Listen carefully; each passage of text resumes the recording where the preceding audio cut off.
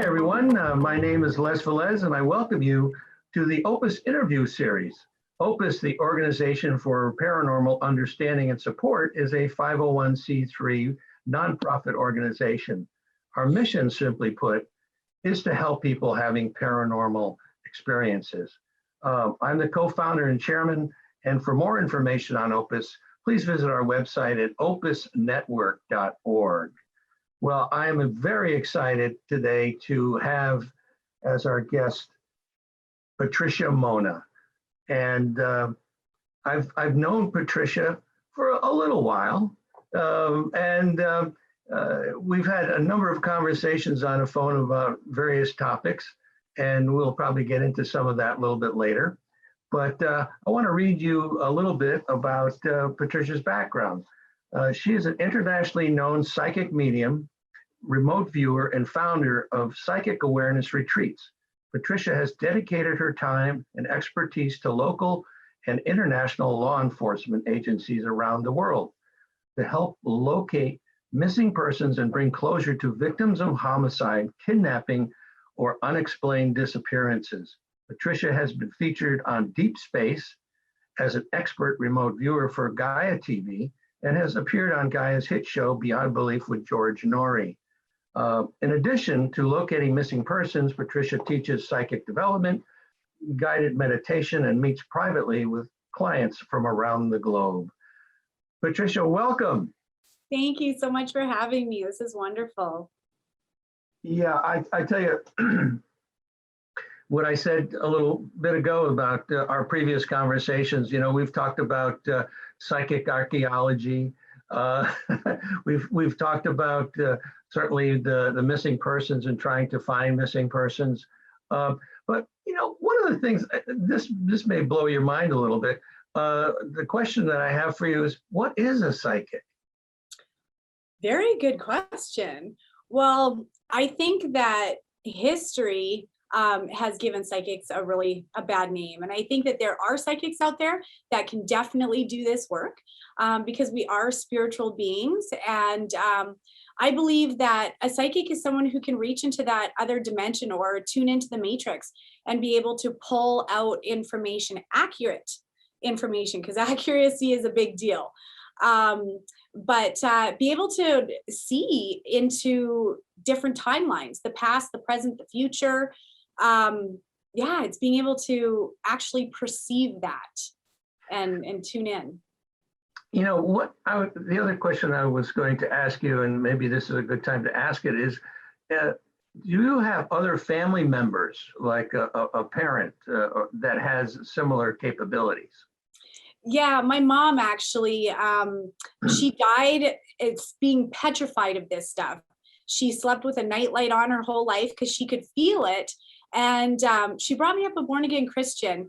And so all of this was evil growing up, going to church. And my parents actually would take me to different pastors to try and pray it away, because one of the things that I could tune into was illness and death. I would know just by looking at a person, what was going on inside of their body. And I honestly thought everybody had this ability. But my mom had it and she was petrified of it. I remember one time when I was young, my mom she was from Ireland, and she kept saying, I hear the banshee, I hear the banshee. No one's allowed to leave the house tonight. You're not allowed to go out. Your brother's staying home. I hear the banshee. Well, she was up. She made me stay up with her, and I stayed up till about 4:30. And I said, Mom, I'm going to bed. And so finally in the morning, she told me she fell asleep at 5:30 in the morning. And that was the last time she remembered looking at the clock. And at 5:26, our neighbor died. And so that was a big one for me, because I stayed up with her all night. Like, she was panicked because she knew that someone was going to die, but she didn't know who. So yeah, it's definitely a sensory perception. And I think that the more you delve into it, because I do this stuff for 8 hours a day, right? So, and the readings that what I used to see compared to what I see now, it's way, way bigger. It's like going from AM, FM radio to Sirius radio. There's really no comparison. But that took years of me fine-tuning my own energy to realize what was someone else's energy. And what I was tuning into wasn't my stuff. It was actually their stuff. So my mom. My mom, Wow. and I have two out of three of my boys have this. Actually, you know what? All three of them have an ability, but my oldest is one of the most amazing Reiki healers that I've ever met. And my other two, my youngest remote views and can find anything, Wow. and my middle one is very much the empath, where he feels what's going on with another person and he can look into it. So yeah, I see aspects of me in them for sure. Yeah, because I was doing a little bit of research about, what is a psychic, and there seems to be a lot of different types from Oh what I yeah. understand. There's people that are very empathic. Mhm. Then there are clairvoyants, which is our remote viewing, which is something you do. Correct. And I'm sure you're an empathic as well. Very much so, yes. Yeah, if there's even the slightest energetic shift in a person or even in a location, I can feel it and identify it right away. And then there's clairaudience, where people can pick up on sound and voices or words or even music, that something comes through in that regard. Have you had experiences like that? Oh, absolutely. Actually, when I'm doing a reading, it's a conglomeration of all the five senses that I'm using. Uh, And the thing that you said about hearing music, absolutely. I can't stress to you enough how much, okay, we'll see if a person listens to Celine Dion or Shania Twain. I will literally hear that genre of music around a person when I go and tune into them, because music tells a lot about a person. It really does. So I can tell just by tuning into a person what kind of music they even listen to, because it's a frequency. And here's the other thing too. Think about music and the power that music has. It has the power to get us all jazzed up or to sink us low if we're listening to a sad love song, right?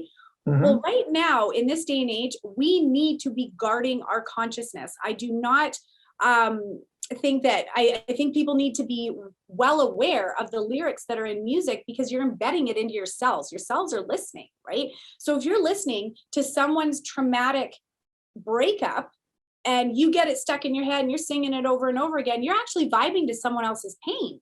And that becomes part of your story, right? And Ah, if you think about it, we're usually drawn to the music, to the period in life that we're going through.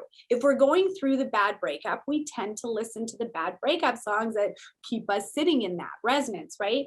But if we're motivated and we're manifesting and we got that power energy on, there's lots of songs that can give you that up. You know what I mean? oh So, yeah. anyways, if you think about it, there's a psychology to music too. There really Oh, is. that I never thought of it that way. That's interesting. Very interesting. Have you been involved with like taking an object that someone like searching for a Psychometry. missing person? What do they call it? Psychometry, where you Yeah. actually touch the object and then you get a feeling about that person. Is that something So you? that's not my forte. My forte is pictures. When I'm doing a reading with a person, I need to be able to see the person that I'm reading, or else I need a picture of the person that I'm looking for. When I get called into a case, I get the equivalent of a missing person picture, but real poster. But really, all I need to know is I need to know where they went missing from, and I need to be able to see their picture, because a picture is simply energy frozen in time, right? And if I can get into their energetic signature, there's really nothing that I can't know or see about a person, because each and every one of us has a resonant signature. Just like a thumbprint, it's unique to every single one of us, because it's a total conglomeration of all of your experiences, your likes, your dislikes, the music you listen to, because your cells are vibrating with that, right? Well, all of that becomes part of your energetic signature. Even the places that you've seen, it becomes a memory that I can then tune into and go, okay, which way Mhm. did they turn when they got to that T intersection, right? And then I can track it through their eyes, really, or through their energy field.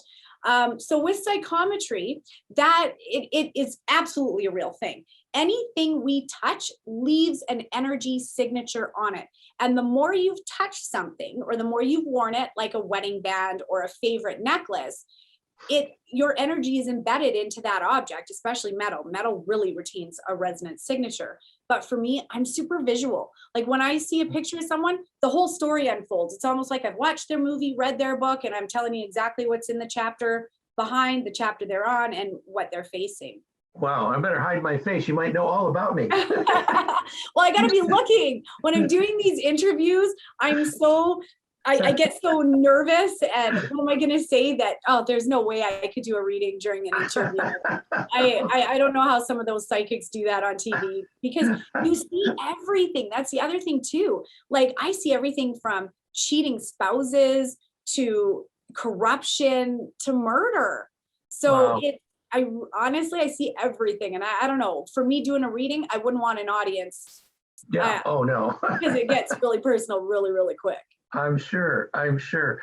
Now, you mentioned your son having a healing ability. Do you have that same ability as well? Put hands on people?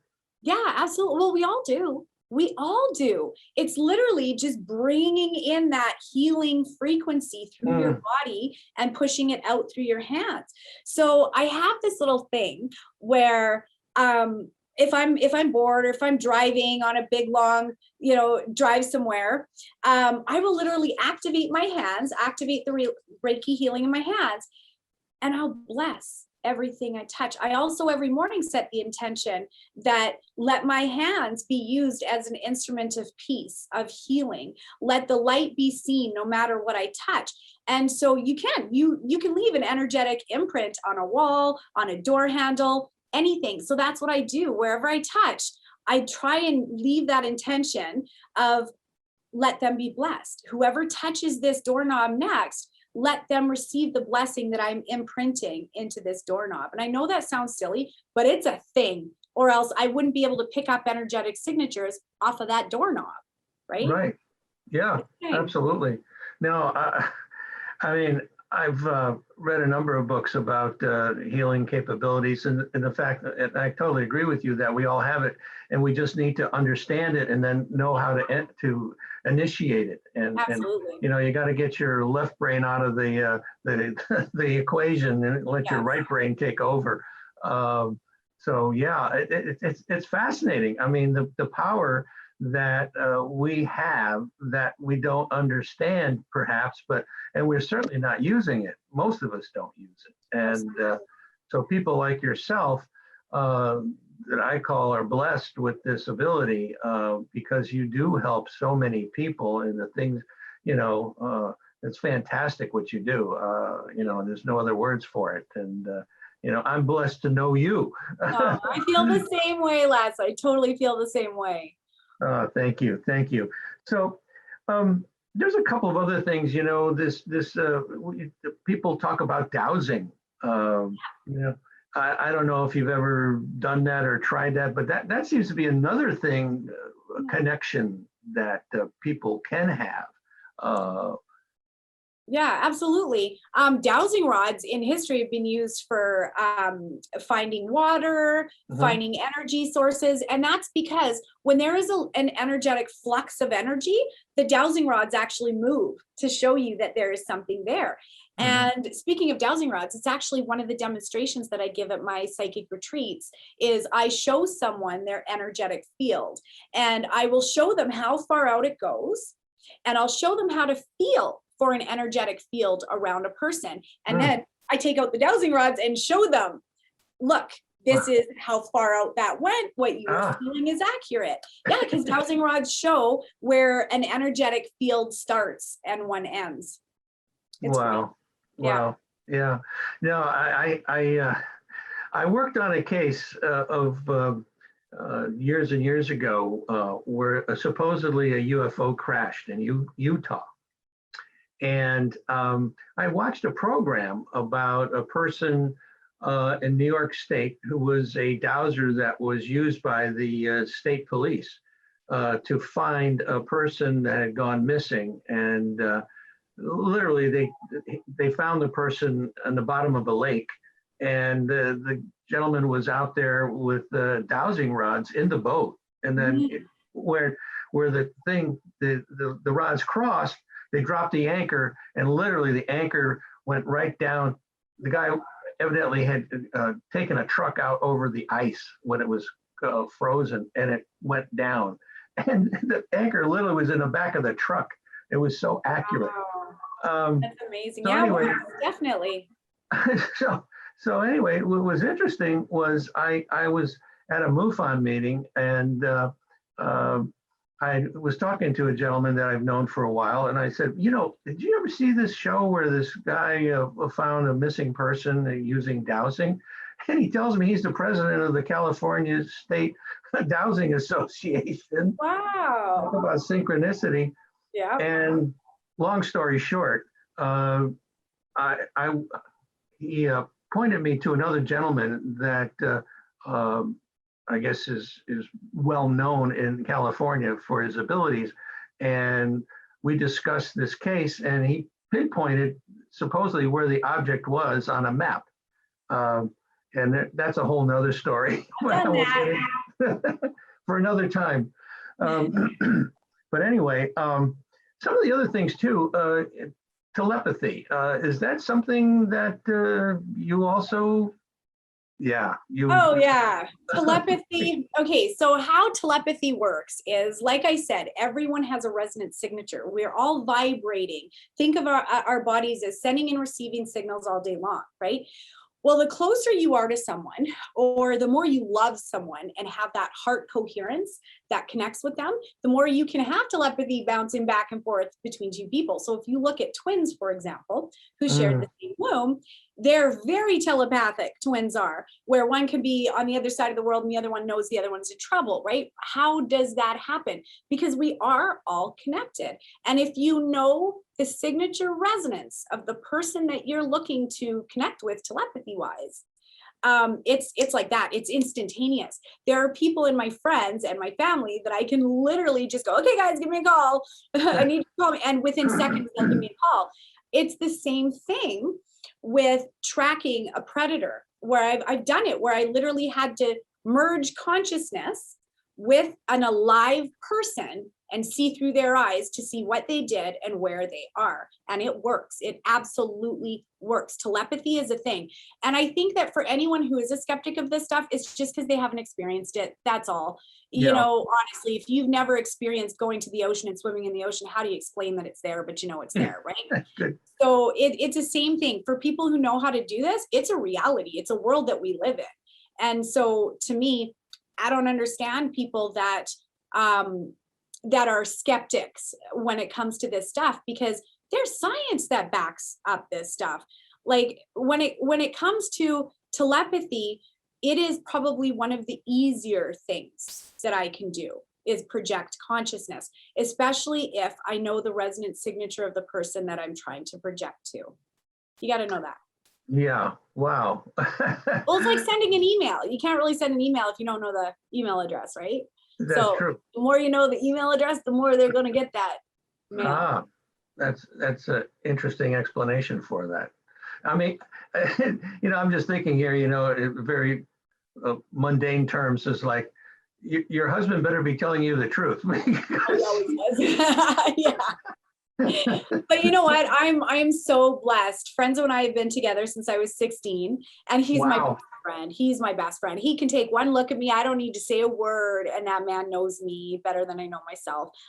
We joke around where I always say, what would I do without me? He's like, yeah, you'd be walking into walls. Like, you're right. So yeah, no, I can see it. Because I can see auras, I can literally see when someone is lying, because the auric field changes around.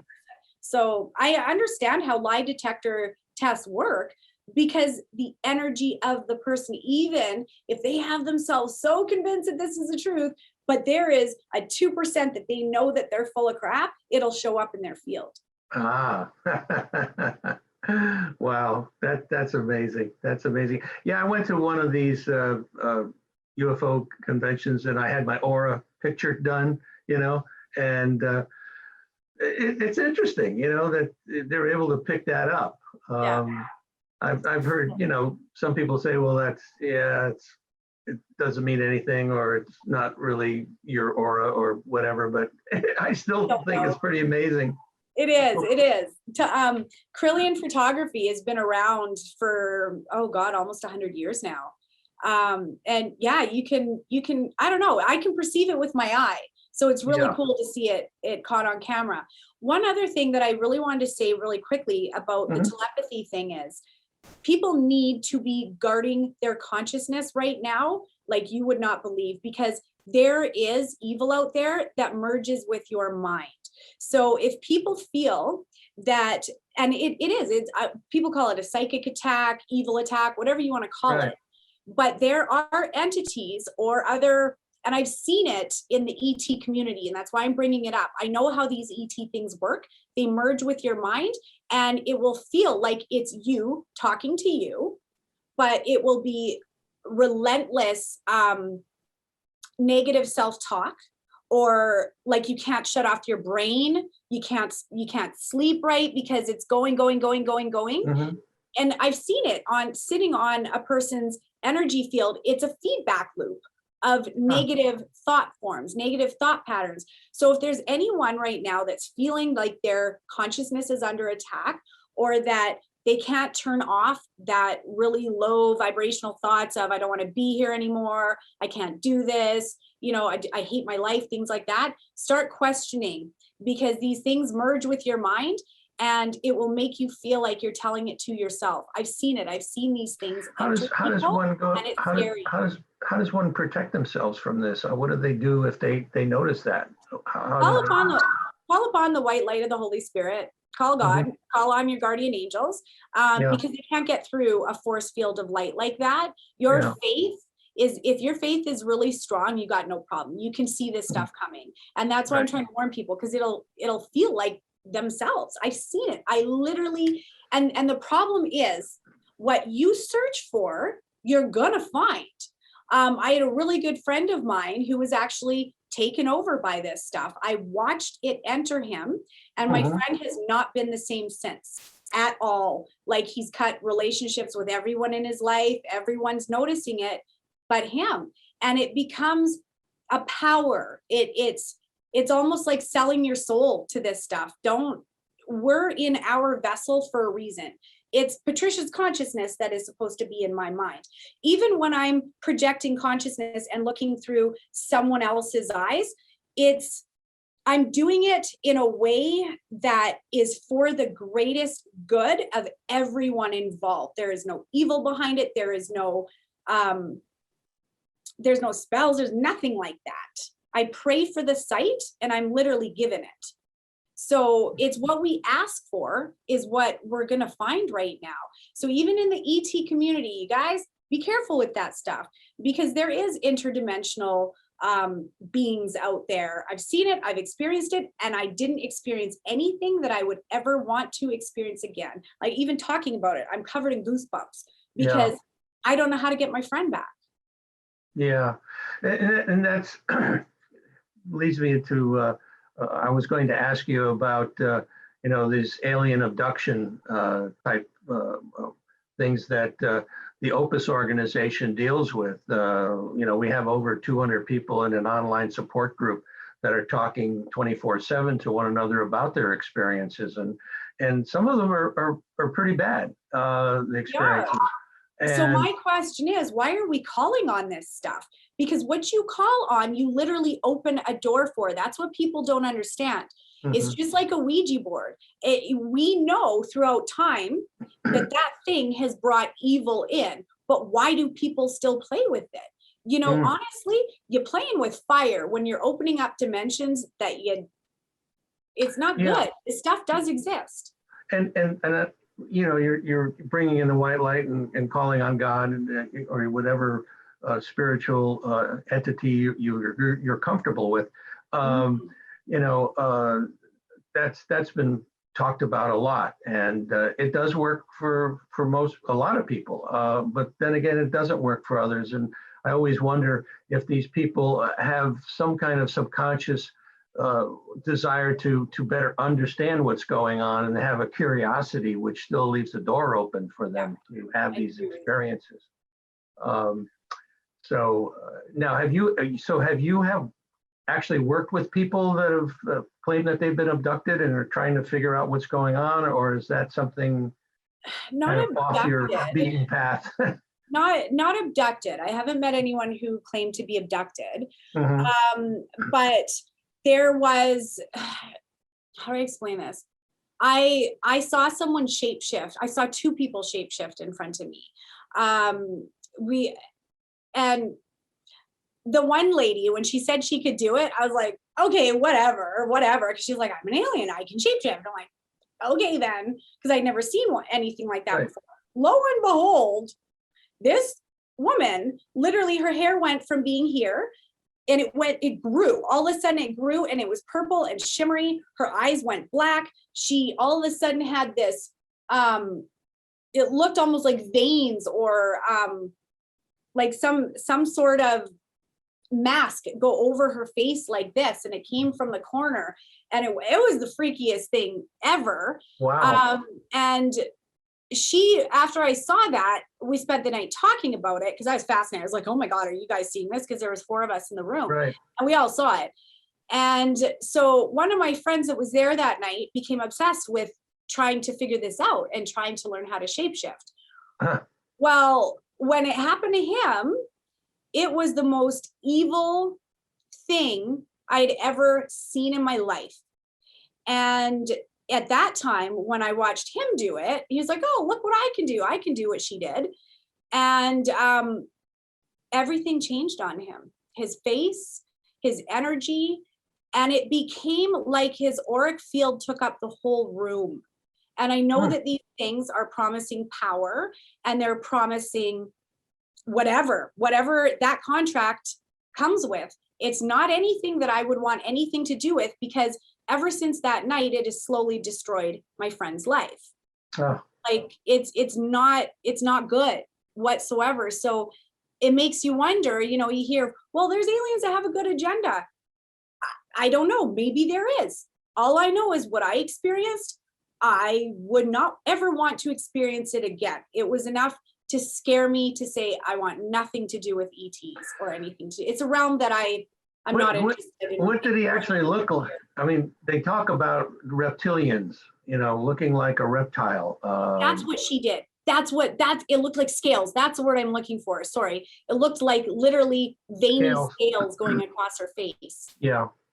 Yeah.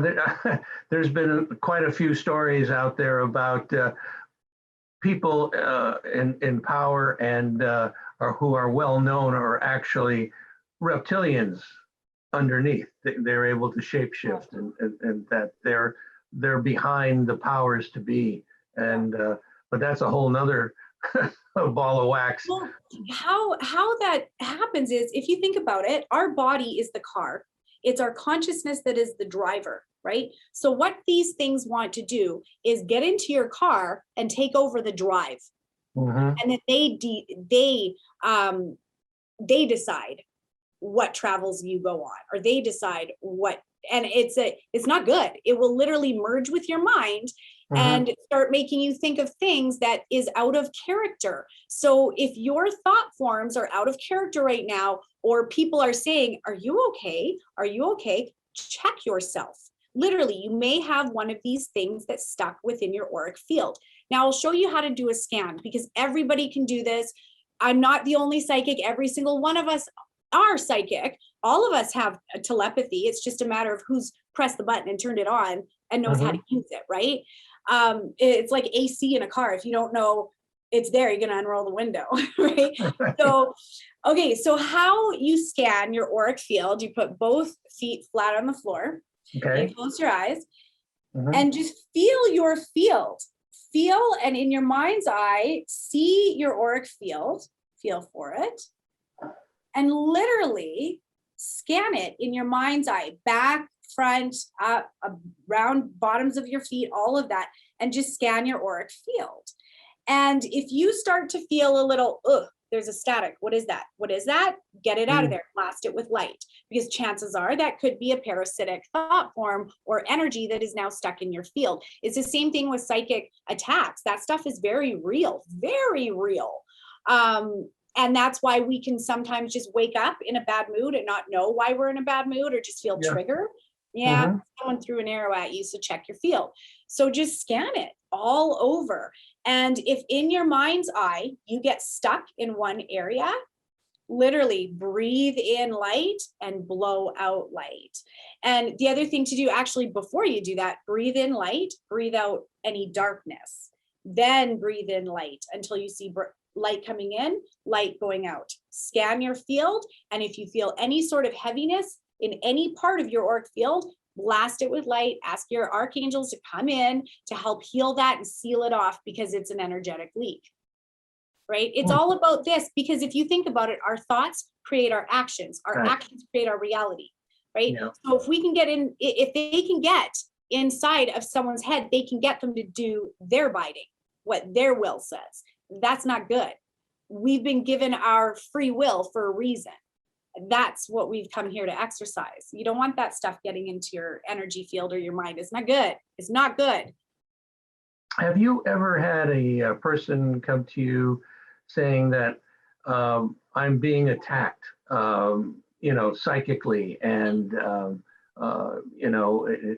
I feel that there's government involvement, or I feel that that there's something more sinister going on, that they're trying to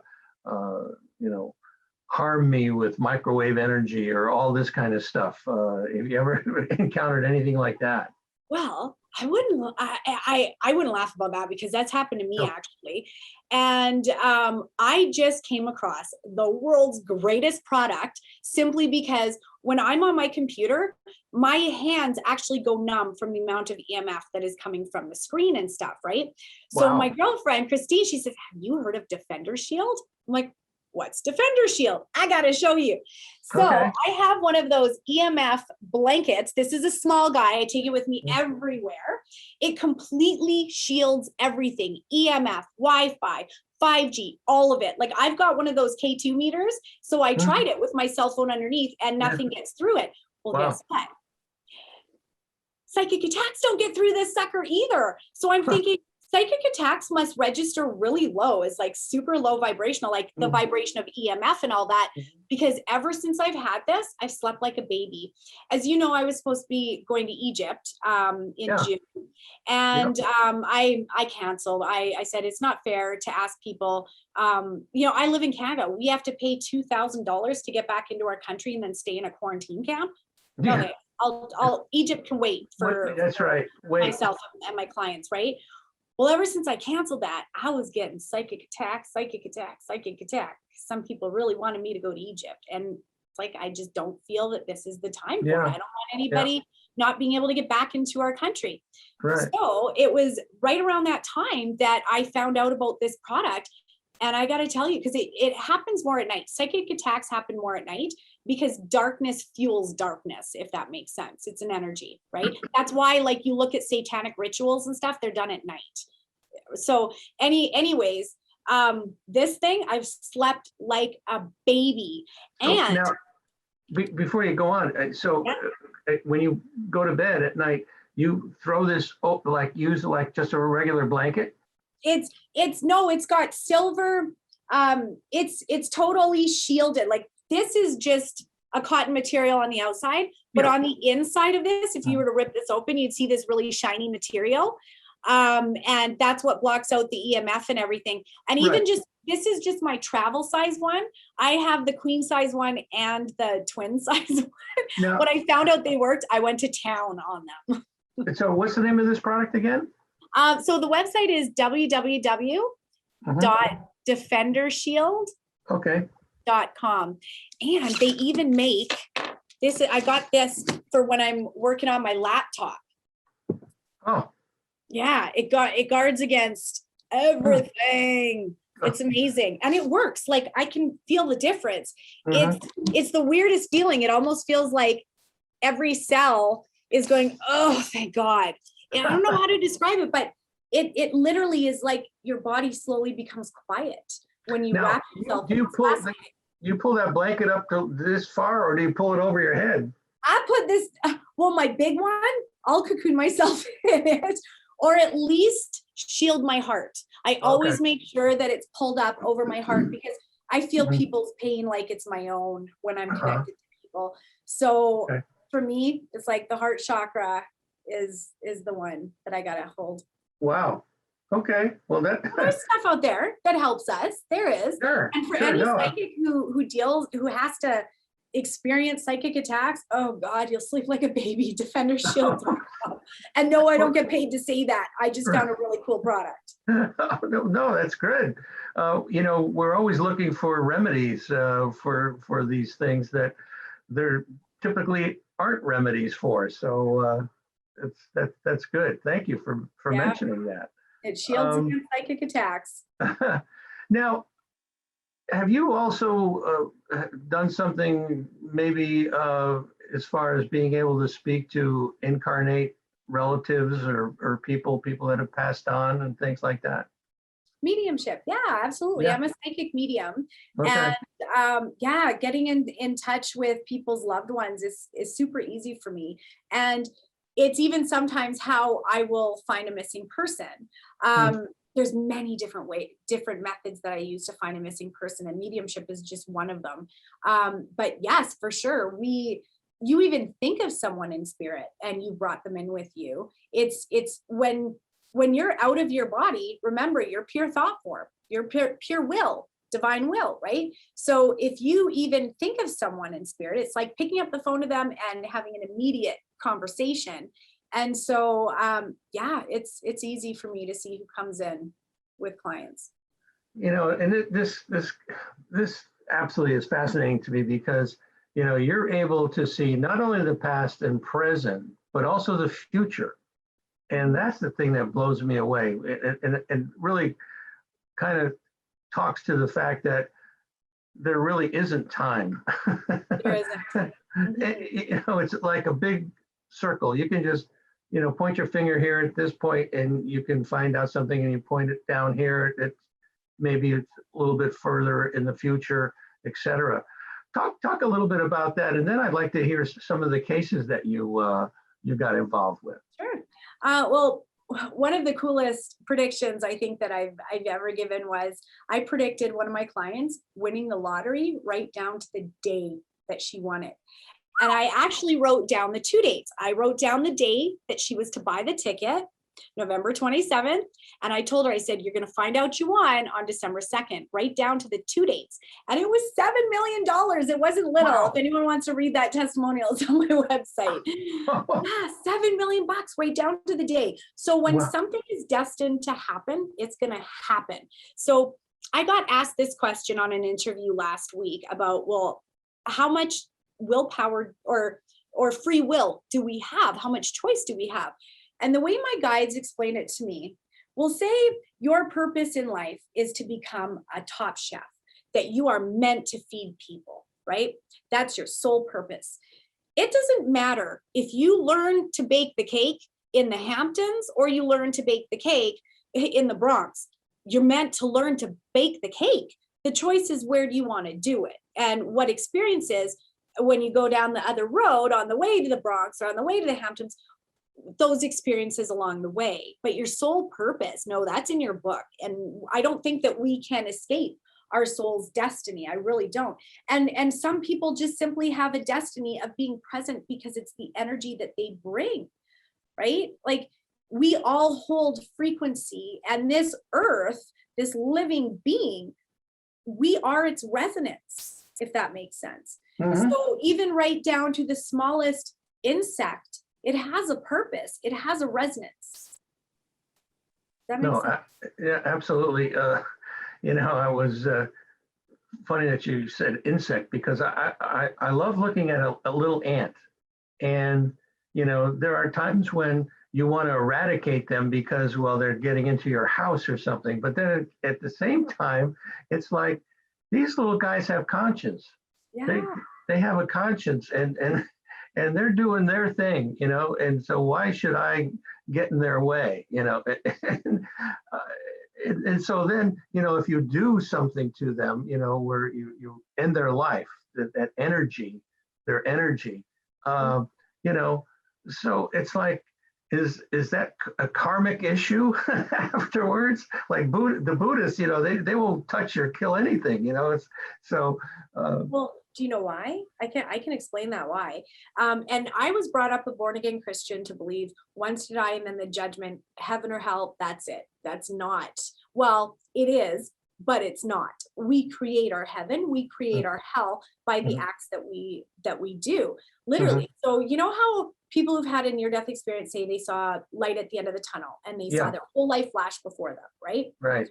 Well, I haven't heard many people talk about the emphasis of what that experience looked like, because you don't see it on a big screen. You don't see it through you going rewind and living through it again. No, you see it through the eyes, ears, five senses, bodies of every single person that you have come into contact with, had a contract with, even looked at. If someone even looked at you or was moved by the presence of you in a room of 5,000 people, but you stood out to them, you're going to see yourself being viewed by that person. You're walking down a New York street, crowded street, and you're walking against a crowd. All those eyes that registered on you, you're going to see yourself through those eyes. So here's the thing. This is where karma comes into play. We get to see exactly the energy and the connection of everything of our imprint, our footprint here. We get to understand the repercussions of what we've done. So if I harm you, if I physically start punching you and beating you up, upon my death, I'm going to see all those fists flying at me, right? Because we are all one. That's why it says in the Mhm. Bible, do unto others as you'd have done unto yourself. Right, And I don't mean exactly. to sound like a religious person or anything like that. It's not that. It's Mhm. there's truth in all of it. So the God of your understanding, there are many paths that they all lead to the same place. They lead home, right? So if you look at Hitler created his hell. He's got no one to blame but himself with what he experiences when he left his body behind. He has to see it. So we'll say he persecuted a million Jews. I know it was way more than that, but we'll say a million. For one person that he tormented and completely just tried to destroy a race, he's got to experience that through every single one of those victims in their time. So we'll say it was one person in a concentration camp for 3 years. That's 1 times 3. Well, guess how many were in there? So of Yeah. course it's going to feel like eternity for his soul. And that's the hell that he created. This is why we have to be consciously aware of the cause and effect of our actions, because you guys, we're going to experience it on the other side, whether we want to or not. The only way to eradicate that between two people, will say we hurt each other, but our souls don't need to relive it. It's to forgive. Forgiveness is wiping it clean from the Mm. slate. Absolute forgiveness. You don't need, because your soul already learned from it. You graduated from that Yeah, one. right, So why right. do you need to learn it again? It's all about the soul evolution and cause and effect and what free will does, right? So yeah, we got to be aware of our actions. You know, you take a look at physics. You know, you have mechanical physics that Newton was involved with, and then you have quantum physics, which Einstein, kind of the father of. And you talk about subatomic uh, uh, particles, and really what you're talking about is this conscious self-awareness that's going on in the quantum field. Uh, and that connects us all, That's that quantum field. And that's what you're tapping into. You're tapping into a quantum field.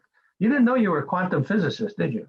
I had no idea. I also had no idea that I could remote view Egypt until you asked me to. I I, actually never thought of it.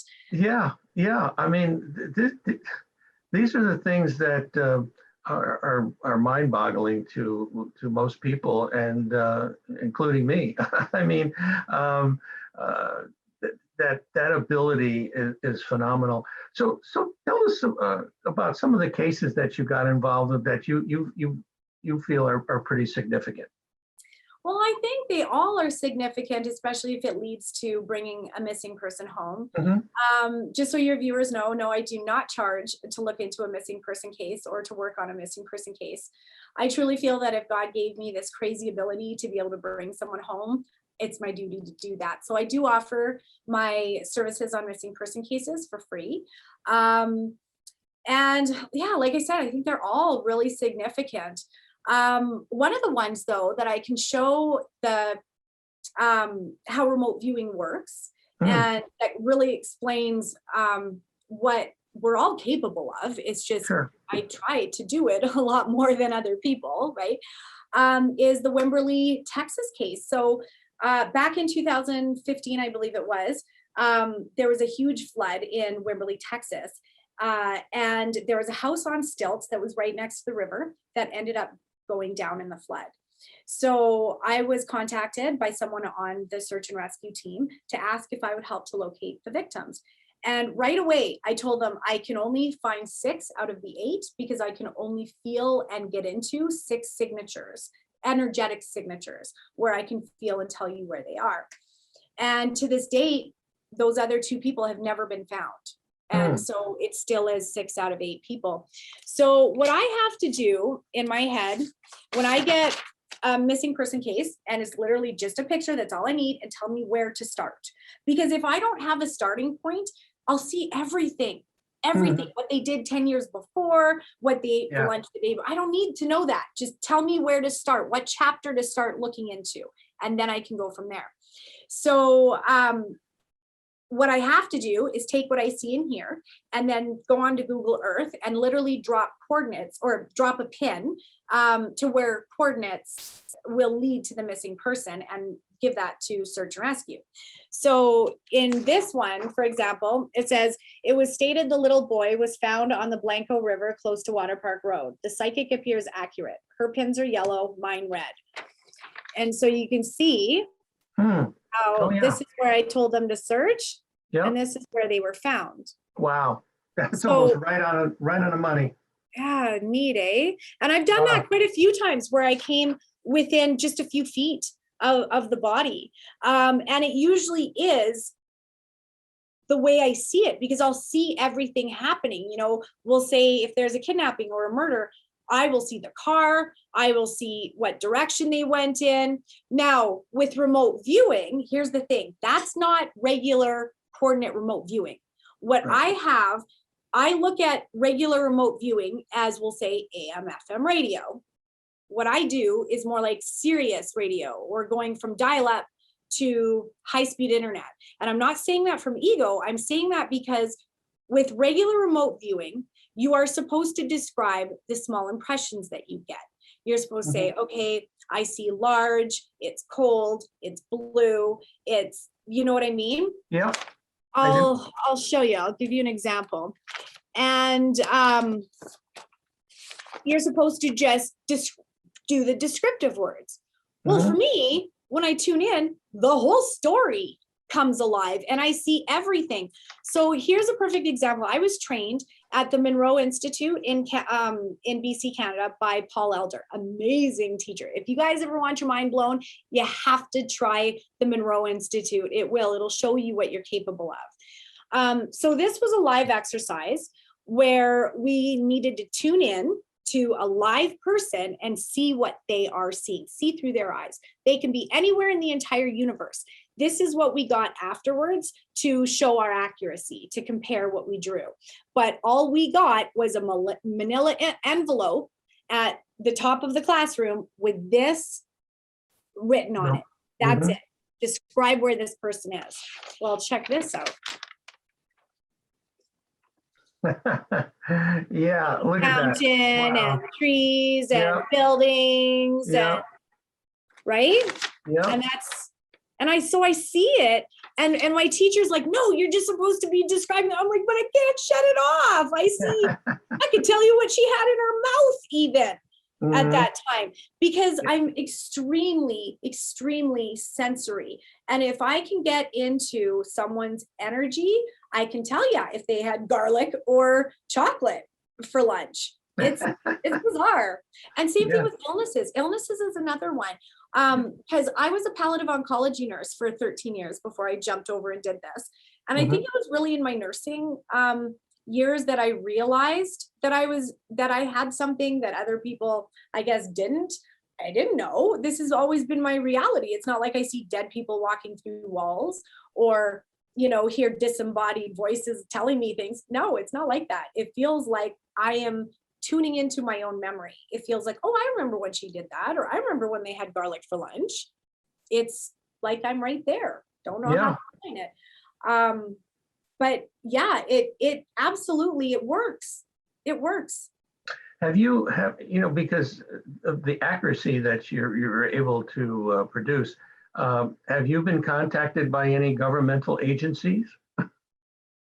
Yes. So, okay. So how I got into this, it was, I swear it's always right place, right time. The universe has an idea and it just falls into place. So I was out with one of my girlfriends who has, her cousin was an RCMP officer. RCMP is the Royal Canadian Mounted Police. Right. They're like our feds here. They're the equivalent of our FBI. And so she got a text from her cousin saying a woman had gone missing in Wetaskiwin, Alberta. And she tuned in, couldn't see anything. So she handed me the picture and she says, okay, tune in, tell me if you can see anything. Well, within 4 hours of me giving that police officer what I had to say, they found the woman within 4 hours. And so when the police officer called me to thank me for giving that information, I said, okay, let's do it again. That was really easy. That was super easy. It just came to me. Can I help you with anything else?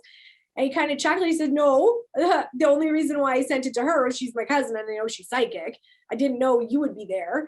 And he goes, but there's an organization out of Phoenix, Arizona that does use psychics and they are law enforcement. So do you mind if I pass your information on to there?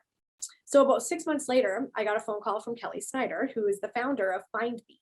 And Find Me is an organization comprised of active and retired law enforcement.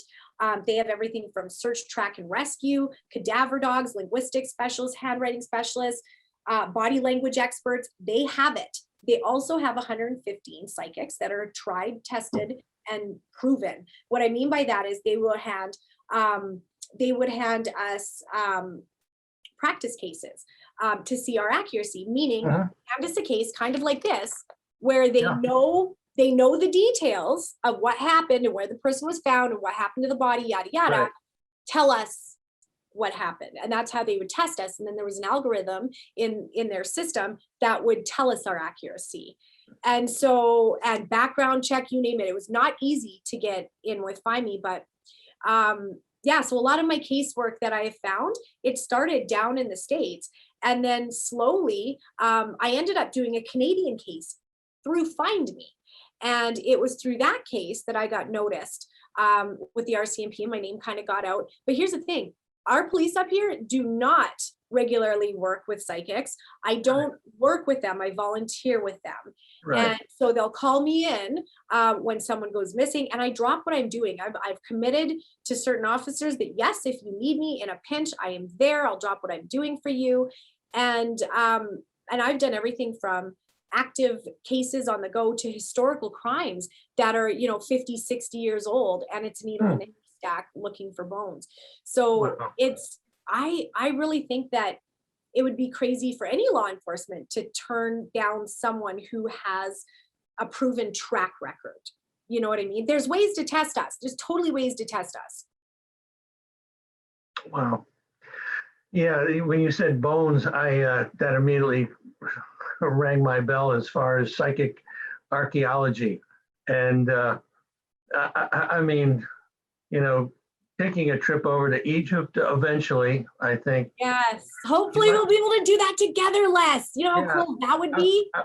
Yeah, that's been one of my bucket list type of things that I definitely wanted to at least touch the pyramid, and see the remarkable structure that it is. And I mean, every time there's a show on about Egypt, I'm there. I'm there. I'm watching and listening, and I mean, the things that they were able to accomplish,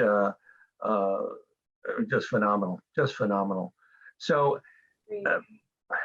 have you had an opportunity yet to do any psychic archaeology?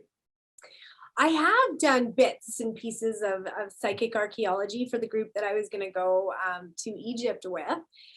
And it's weird. I never thought of looking into that.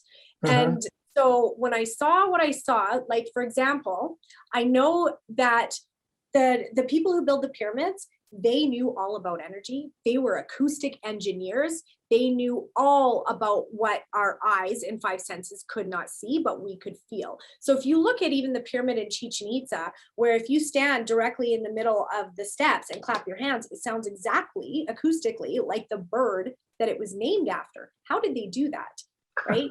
Our own sound engineers haven't figured that one out, but yet that was on purpose. So they left us many different clues as to how they built this stuff. It was sound resonance. And you know how you see in the hieroglyphs the ankh, the cross, the symbol, right? That itself had energy. It was made out of certain metal that retained an energy field. Because when I tuned in to some of these pharaohs and kings, that I could see the difference when they were carrying the ankh, and then when they had it away from them, their energetic field completely changed. I think that back then everything was completely different when it comes to the energy. We've basically killed ourselves with all this 5G and network and what we've done with our own knowledge of frequencies and how to work it. Yes, it's been beneficial with technology and time and convenience, but at the same time, what is it doing to our bodies, right? Back then, I believe that the resonance of these people was a lot higher. They knew how to work with the elements of nature. They knew about subatomic particles. They knew how to even, with their voice, maintain a certain frequency to call in the cows, we'll say, or to call in the birds. I saw that where a guy was standing in a field, and it was a very, very high-pitched squeal that I heard come from him. And all of a sudden, all these birds were flocking in. They knew how to work with the elements and nature and resonance and sound. They did, even when they were building it. I can describe it. And what's crazy is after I met you, I met a sound engineer who works for Rolls-Royce with the military. He does all of the, he's an aerospace engineer. And I described my theory to him, and he was like, holy crap, that totally fits. So I'm going to have to break it down, because I'm kind of dumb when it comes to science, math, and all that stuff. So my guides really dumbed it down for me.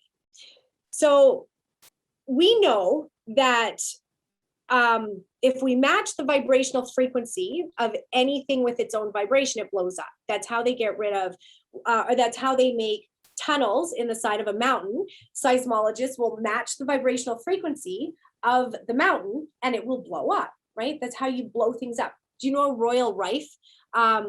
With Rife therapy, that's exactly how he blows up cancer cells. It's also how doctors get rid of kidney stones. They match the vibrational oscillation of the kidney stone. It oscillates, it blows up, and you pee it out. That's science. That's not woo-woo stuff.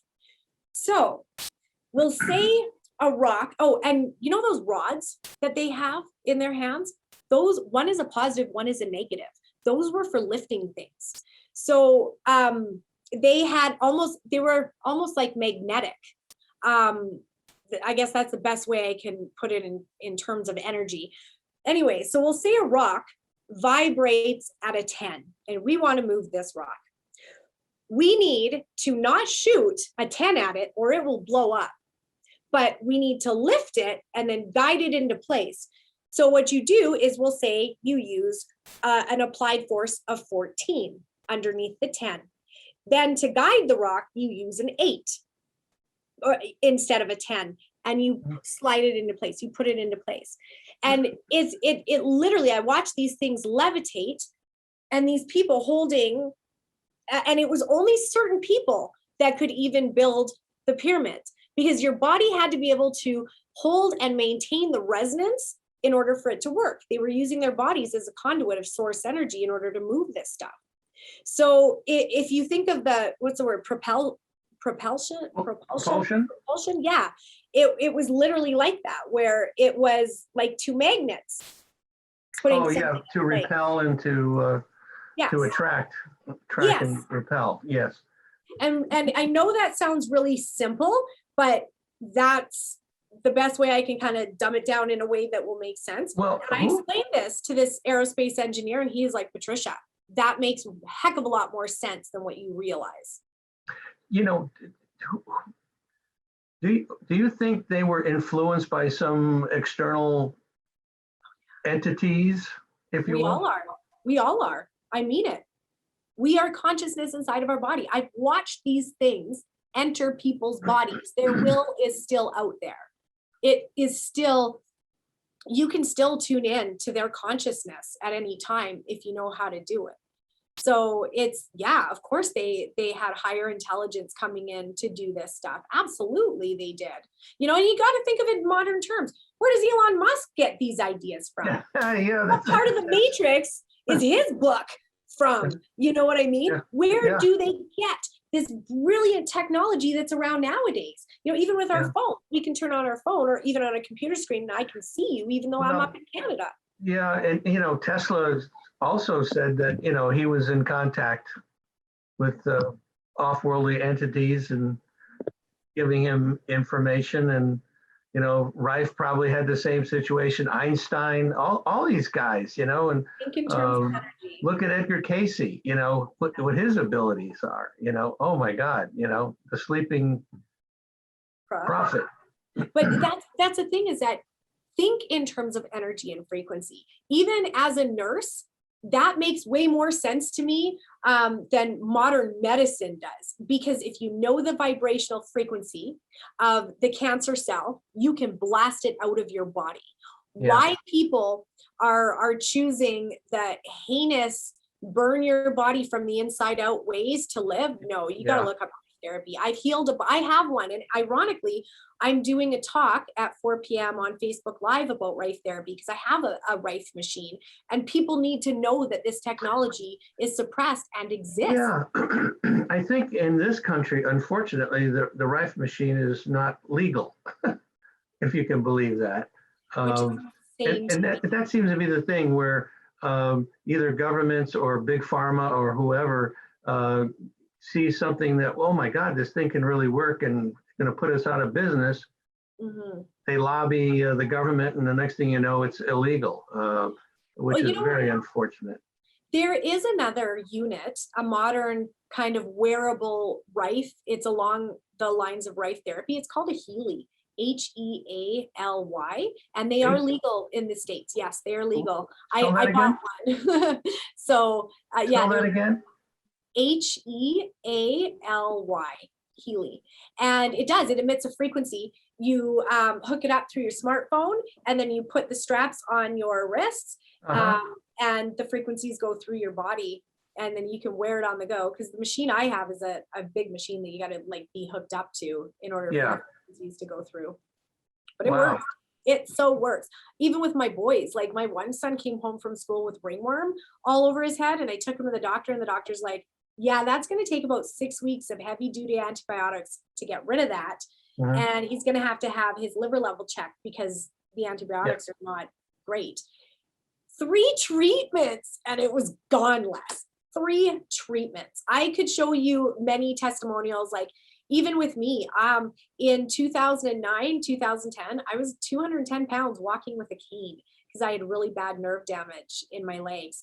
And I healed myself through Rife therapy. And it makes sense. We are vibrational beings. Why wouldn't we shoot healing frequencies into our body, and our cells are listening? Our cells vibrate. So absolutely it works. That's amazing. That's amazing. Well, I tell you what, this has been absolutely wonderful to have you on the show today. And thank you. Our talk, I got stuff going through my head right now. It's bing, bing, bing, bing. It went fast. Oh my goodness. So let's tell the viewers, important information that you'd like to leave them with today. I think the most important thing right now is to realize, you guys, we're spiritual beings having a human experience. Guard your consciousness, what you're listening to, what you're watching, because your cells are listening.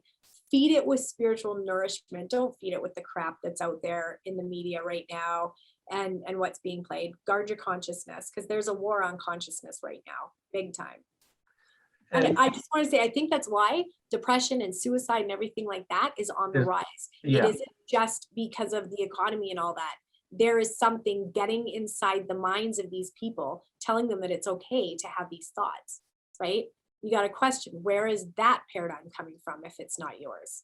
So guard your mind.